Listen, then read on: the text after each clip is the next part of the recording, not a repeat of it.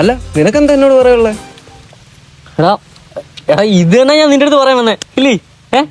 എടാ നീയും ഗീതയും തമ്മിൽ അടിപൊളി ചേർച്ച. നമ്മുടെ ഈ വണ്ടി പോയിട്ട് നീ ഇന്ന് അവളെ പ്രപ്പോസ് ചെയ്യും. കേറ്, താക്കോലിട്, കേറ് കേറ് കേറ്, പോയിട്ടാടാ.